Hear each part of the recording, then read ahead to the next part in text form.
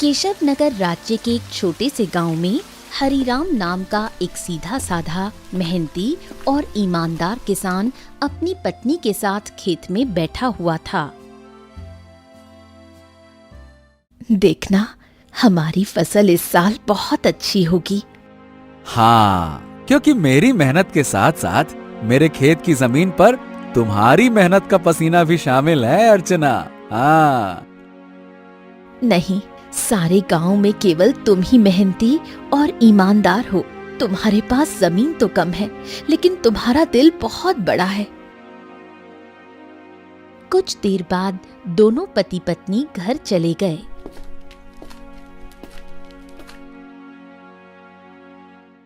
मैं तुम्हें एक बात बताना तो भूल ही गई, घर में लकड़ियां खत्म हो गई हैं। अरे चिंता मत करो, मैं कल सुबह सबसे पहले जंगल में लकड़ियां काटने के लिए ही चला जाऊंगा। ठीक है ना, ले आऊंगा। चलो अब।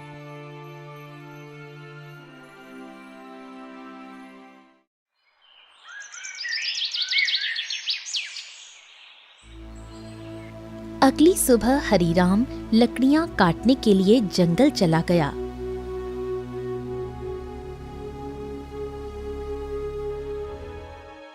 हरिराम एक पेड़ पर कुल्हाड़ी चलाने ही वाला था कि तभी उसने देखा झाड़ियों में एक घायल बंदर करहा रहा था।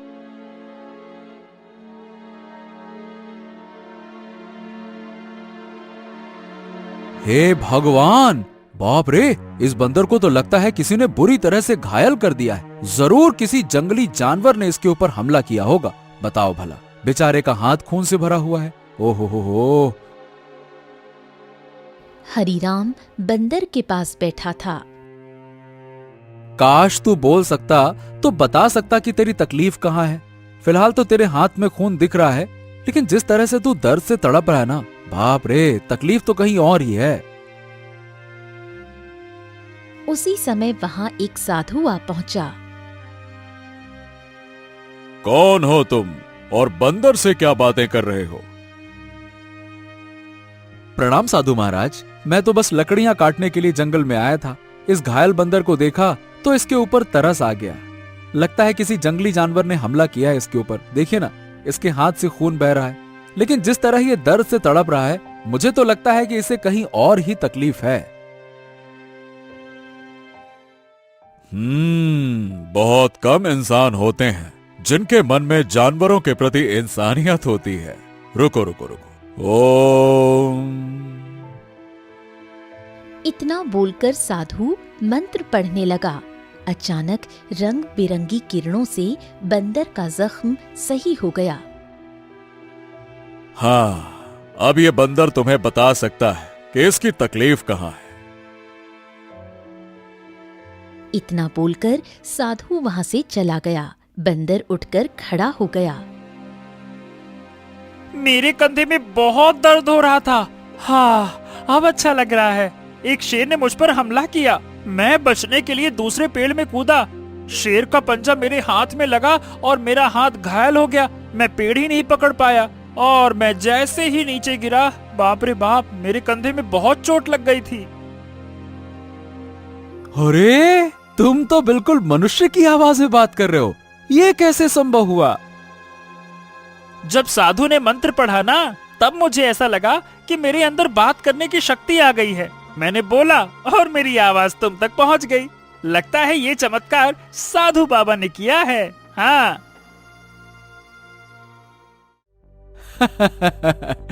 अच्छा ये बताओ, तुम मेरे घर पे चलोगे? ओहो, अब तुमने मेरी जान बचाई है तो अब तो मैं तुम्हारे साथ ही चिपक गया हूँ। मतलब मैं तुम्हारे साथ ही रहूंगा। और क्योंकि मैं इंसानों की तरह बात करने लगा हूँ, तो मैं बंदरों से अब तो अलग हो गया हूँ ना। क्या करूंगा उन बंदरों के साथ रहकर? अब तुमसे बातें करूंगा जी भर के। चलो, तुम मेरा कोई अलग नाम भी रख सकते हो। बताओ बताओ, मेरा क्या नाम रखोगे? बड़े मजे की बातें करते हो तुम। चलो ठीक है, मैं तुम्हें आज से गोलू कह के पुकारूंगा। क्यों, कैसा नाम है? अच्छा नाम है ना? हाँ, अच्छा नाम है। चलो चलो चलो चलो, घर चलते हैं।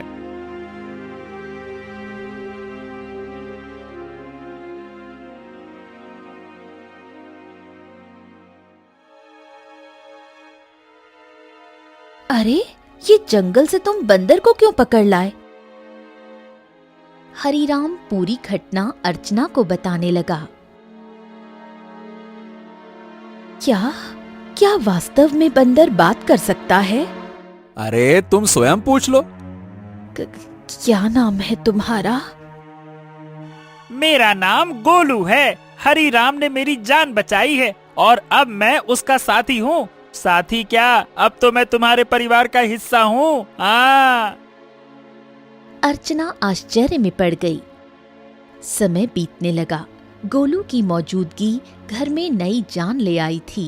धीरे धीरे गोलू अर्चना के काम में हाथ बटाने लगा। गोलू अब हरीराम का सच्चा साथी बन चुका था। एक दिन गोलू हरीराम से बोला, हरीराम, अब मैं भी तुम्हारे साथ खेत में चलूंगा। क्या करूंगा घर में बैठे बैठे, मुझे भी चलना है। अरे गोलू, खेत का काम आसान नहीं होता, बहुत मेहनत लगती है। क्या करोगे तुम वहाँ पे? अरे क्या करूंगा क्या, मैं भी तुम्हारे साथ मेहनत करूंगा। और क्या मुझे कम मेहनती समझा है क्या? बस डर ये है कि गांव वालों ने तुम्हें बोलते हुए देख लिया ना, तो वो न जाने क्या समझेंगे। अरे पर जब मैंने तुमसे पहली बार बात की थी तो क्या तुम डरे थे क्या, बताओ? देखो गोलू, मैं दुनिया को जानता हूँ। हर कोई मेरे जैसा नहीं होता है जो तुम्हें समझ सके। ओहो, मुझे दुनिया से क्या है लेना देना, मुझे तो तुम्हारे संग है रहना। मेरा मतलब ये है कि मुझे बस तुमसे मतलब है, क्योंकि मैं तुम्हारा साथी हूँ। हाँ। हरीराम मुस्कुराया और अगले दिन गोलू को साथ लेकर खेत चला गया। कुछ ही दिनों में गोलू ने खेती की हर बात सीख ली। अब वो हरीराम का सच्चा मददगार बन गया था।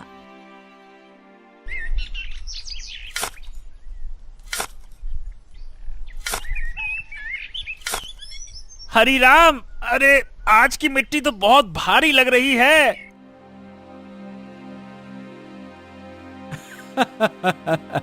गोलू, अब तो तू पक्का किसान बन गया है। मिट्टी का भी फर्क समझने लगा है। गोलू की बात अब गांव में फैलने लगी थी और ये बात आखिरकार पहुंची जमींदार चौधरी के कानों तक।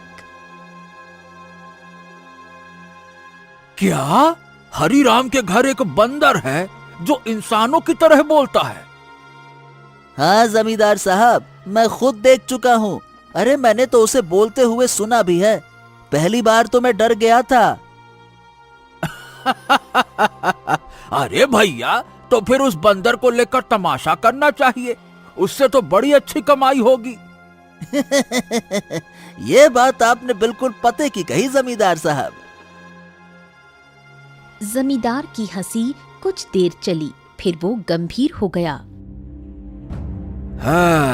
इस हरीराम की जमीन पर मेरी नजर बहुत समय से है। बाकी सब तो मेरे कर्जदार बन चुके हैं, पर ये ससुरा हरीराम ये कभी झुका ही नहीं। उसकी जमीन बहुत उपजाऊ है जमींदार, बंजर में भी फसल उग जाती है। अरे इसमें मिट्टी का कोई खेल नहीं है भीमा। उसकी किस्मत और सितारे बुलंद है, पर जिस दिन वो सितारे गिरेंगे ना, उसी दिन ये खेत मेरा होगा और हरीराम मेरे कदमों में होगा। देख लेना तुम।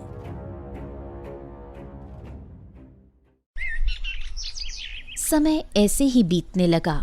एक दिन हरीराम और गोलू जब खेत से घर लौटे तो आंगन में बैठी अर्चना को देखकर दोनों के चेहरे पर चिंता की रेखाएं खिंच गईं।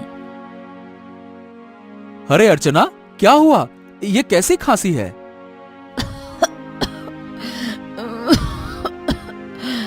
कुछ दिनों से खांसी हो रही है, अब तो दिन ब दिन और भी बढ़ती जा रही है। हरीराम, इसे नजरअंदाज मत करो। किसी अच्छे वैद्य को तुरंत बुलाना चाहिए। हरीराम ने देर न करते हुए गांव के एक अनुभवी वैद्य को बुला लिया। वैद्य ने अर्चना को ध्यान से देखा। हरीराम, देखो, इन्हें एक विचित्र बीमारी हो गई है। अगर समय पर इलाज न मिला तो ये जानलेवा हो सकती है। हाँ, नहीं नहीं नहीं नहीं वैद्य जी, आप तो इलाज शुरू कीजिए, मैं कोई कसर नहीं छोड़ूंगा।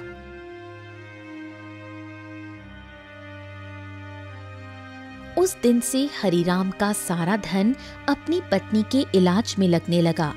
हफ्तों बीतते गए और एक दिन ऐसा आया जब उसकी सारी जमा पूंजी खत्म हो गई।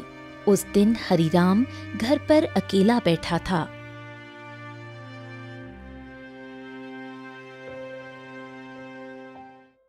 ऐसे उदास मत बैठिए, मैं अपने आप ठीक हो जाऊंगी। ऐसा ऐसा मत कहो अर्चना, मैं तुम्हें इस हालत में नहीं देख सकता। तो अब क्या करोगे? जो कुछ था सब तो मेरे इलाज में लगा दिया। अब तो बीज खरीदने तक के पैसे नहीं बचे। हरिराम सिर झुकाए बैठा था। तभी गोलू तेजी से दौड़ता हुआ आया। हरिराम, हिम्मत मत हारो। तुम्हारे 2 भाई इस गांव में रहते हैं और तुमसे ज्यादा धनी भी हैं। उनसे मदद क्यों नहीं मांगते हो, हैं? हरिराम को ये बात ठीक लगी। उसी शाम वो गोलू को साथ लेकर अपने बड़े भाई केशव के घर गया। ओहो हरी राम, क्यों भाई, आज हमारे घर का रास्ता कैसे भूल गए हैं? भैया, अर्चना की बीमारी के बारे में तो अब गांव में सब जानते हैं। मैंने जो कुछ कमाया सब इलाज में लग गया। अब कुछ धन की जरूरत है भैया।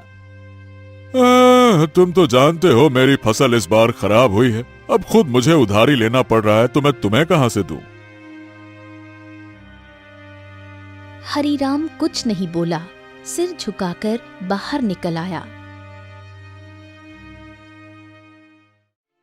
अरे वो झूठ बोल रहा था हरिराम, मैंने उसके चेहरे को देखा है, वो देना ही नहीं चाहता था। हाँ जानता हूं रे गोलू, पर चलो एक और भाई है, उनसे मिलते हैं, चलो। अब दोनों बिरजू के घर पहुंचे। बिरजू ने दरवाजा खोला और हरिराम को देखकर चौंक गया। ओ हरिराम, आज भाई की याद कैसे आ गई? भैया भैया, मेरी पत्नी अर्चना बहुत बीमार है, थोड़ा सा धन चाहिए इलाज के लिए। क्या? अरे बंटवारे में वैसे भी तुझे ज्यादा जमीन मिल गई थी, उसे बेच नहीं देता? मेरे पास धन का पेड़ लगा है क्या जो मांगने चला आया? झूठ मत बोलो भैया, सच तो यह है कि तुमने और केशव भैया ने मेरे हिस्से की जमीन भी दबा ली थी। मुझे 6 बीघा जमीन मिलनी थी, बस 2 बीघा मिली है, 2 बीघा। अरे निकल जा यहाँ से, अगर कर्ज लेना है तो जमींदार के पास जा। मुंह उठा के चले आते, भाग यहाँ से।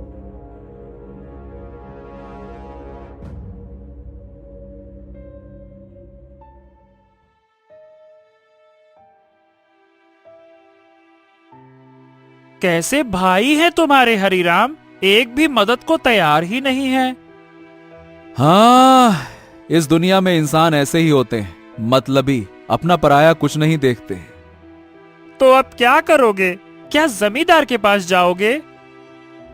हाँ, मजबूरी है गोलू, मैं नहीं जाना चाहता था, इसीलिए तुम्हारे कहने पे भाइयों के पास गया। अब तुम ही बताओ, मेरे पास और क्या रास्ता बचा है, बताओ।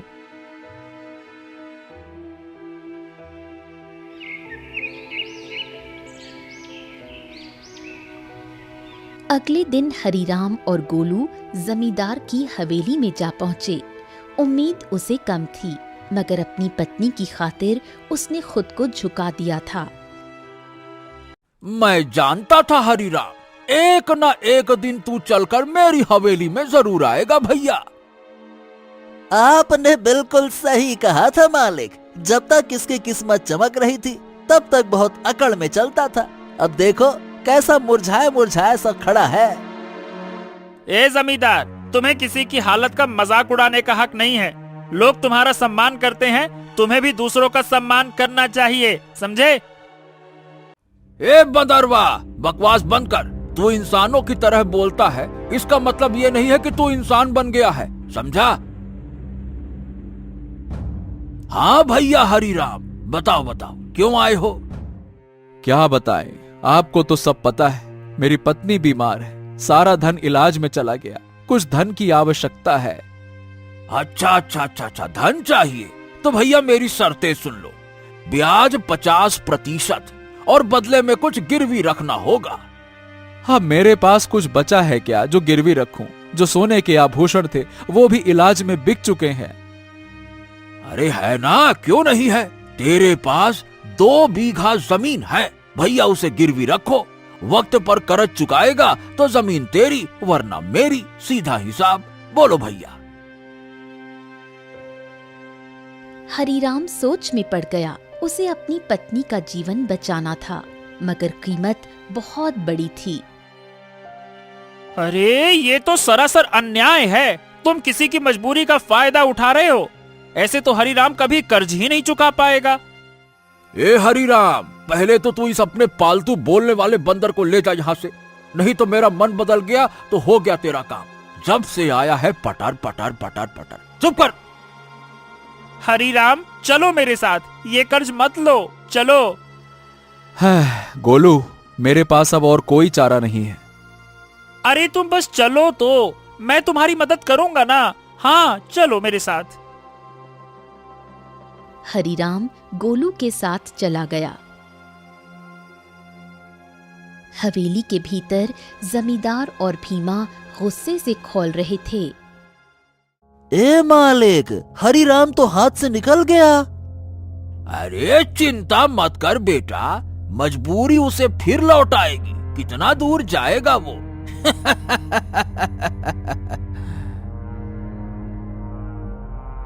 हरीराम गोलू के साथ घर पर आ पहुंचा और गोलू तुरंत वहां से चला गया। शाम तक गोलू लौटकर नहीं आया।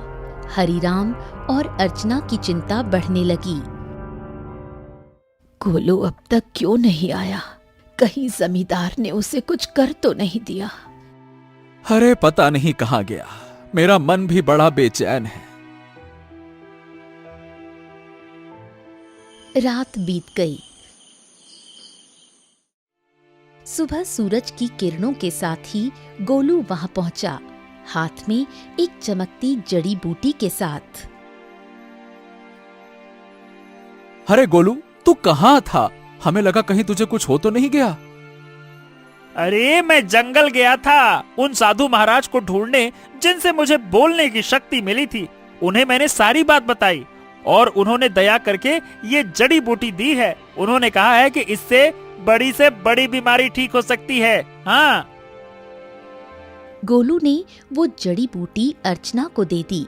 कुछ देर बाद अर्चना की आंखों में चमक लौट आई। मुझे बिल्कुल स्वस्थ महसूस हो रहा है, जैसे मैं कभी बीमार ही नहीं थी। हाँ। अर्चना, तुम्हारी खांसी भी ठीक हो गई। और गोलू, तू तो हमारे लिए देवता बन गया। अगर तू नहीं होता तो मैं जमींदार से कर्ज लेकर अपनी खेती भी खो बैठता।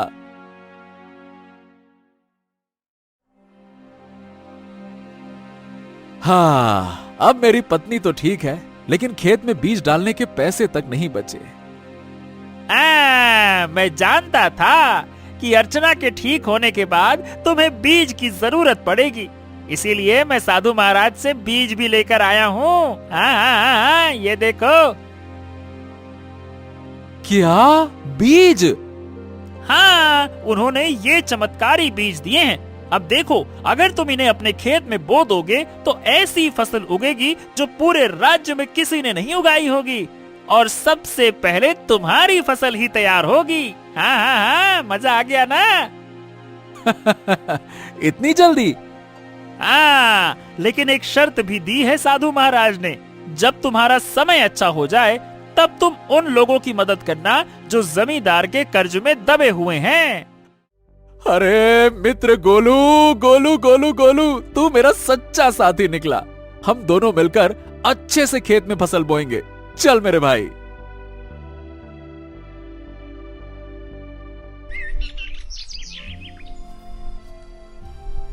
अगले ही दिन हरीराम, गोलू और अर्चना ने मिलकर खेत जोता, बीज बोया और आकाश की ओर देखकर मेहनत का वादा किया।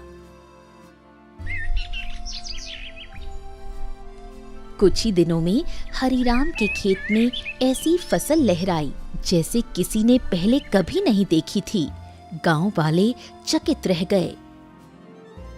अरे देखो रे देखो, हरिराम के खेत में तो जैसे सोने जैसी फसल लहरा रही है। हाँ हाँ हाँ हाँ हाँ। हाँ, हमारी फसल तो अभी जामी भी नहीं है और इसकी तो फसल भी तैयार हो गई। और उसकी बीवी अर्चना, जो कि महीनों बीमार रही, अब रोज खेत में काम करती है। भैया, ये तो कोई चमत्कार ही लगता है।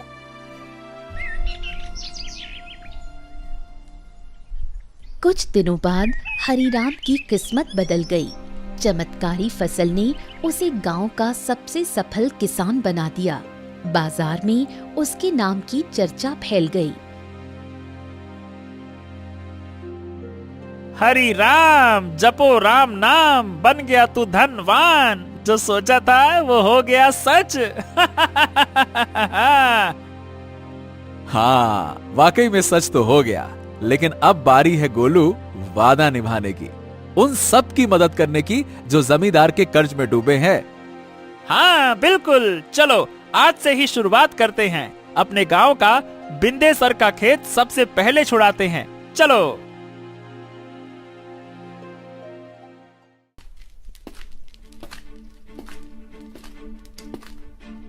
हरीराम और गोलू ने अपना मुनाफा इकट्ठा किया और एक एक कर गांव वालों का कर्ज चुकाने लगे। बिंदेसर, भोलू, रज्जो सभी ने अपनी जमीन वापस पा ली।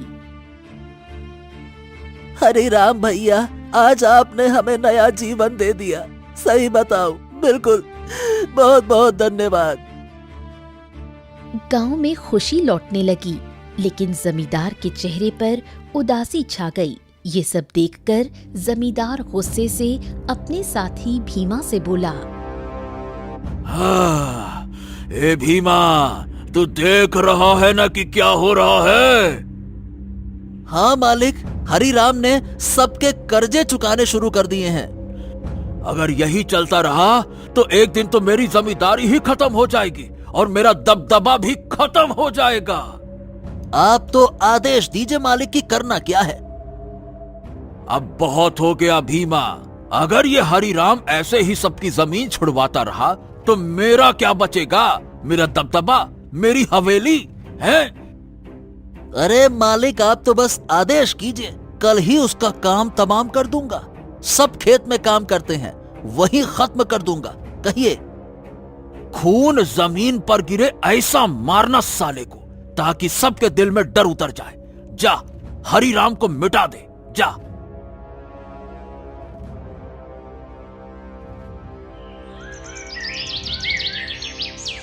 सुबह का सूरज उगा, लेकिन किसी तूफान से पहले की शांति जैसा लग रहा था। हरिराम खेत में बीजों को देख रहा था, जो अब सोने जैसे चमकते दिखते थे। अरे गोलू, देख तो, ये फसल तो जैसे गाना गा रही हो। तुम्हारे हाथ की छुअन में जादू है। हाँ बिल्कुल सही कह रहे हो मित्र। इस बार की फसल सोने की फसल जैसी उगती हुई दिख रही है। वाह वाह वाह वाह वाह वाह। इतना बोलकर अचानक गोलू एक ओर हट गया। सच तो ये था कि गोलू को किसी की आहट की भनक लग चुकी थी। तभी वहां जमींदार और भीमा आ पहुंचे। भीमा के हाथ में लंबा बर्छा था। हरिराम झुका हुआ था। अब भुगतो किसान। जैसे ही भीमा ने हरिराम की ओर बर्छा फेंका, एक छलांग, एक चीख, एक वार, लेकिन हरिराम पर नहीं, गोलू पर। गोलू! नहीं नहीं नहीं, ये क्या किया तूने? तुम्हारे लिए मित्रता का मतलब सिर्फ साथ नहीं होता, कभी कभी बलिदान भी होता है। तूने मेरी जान बचाने के लिए अपनी जान दांव पर लगा दी। क्योंकि तुम मेरे साथी हो और मैं तुम्हारा।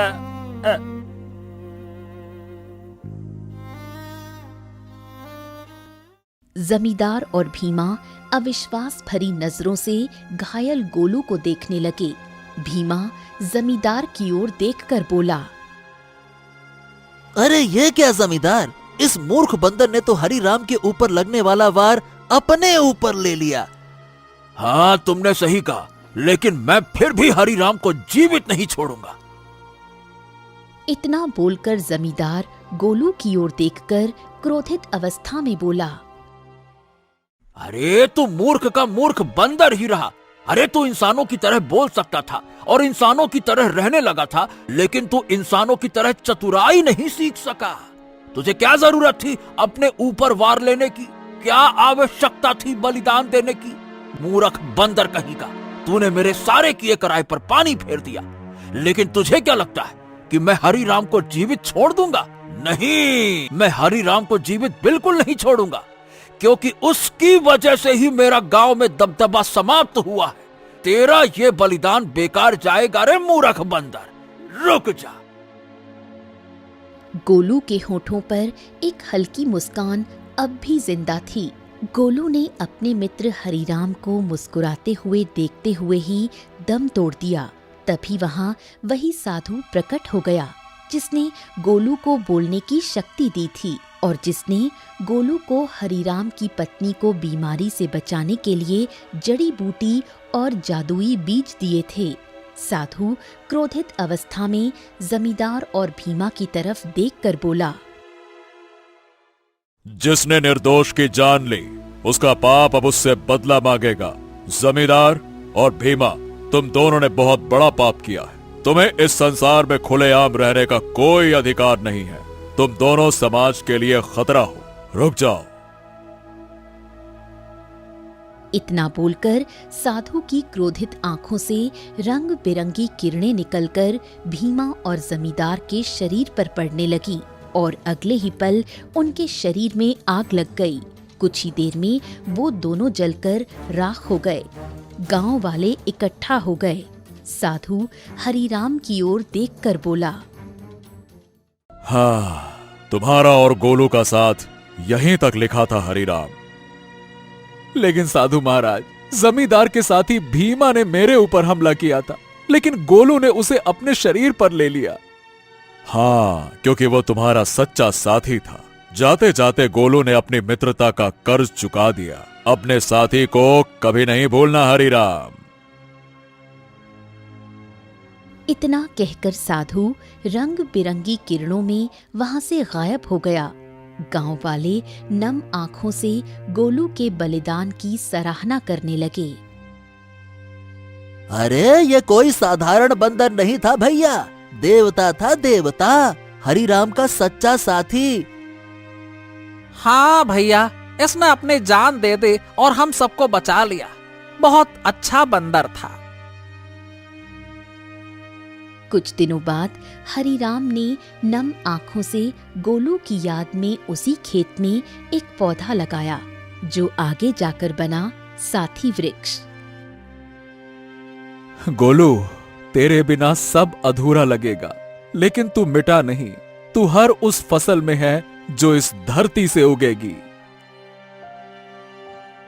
कभी कभी सच्चा साथी इंसान नहीं होता, वो एक जानवर हो सकता है जो बिना शर्त प्रेम करे, रक्षा करे और अगर जरूरत पड़े तो जीवन भी दे दे।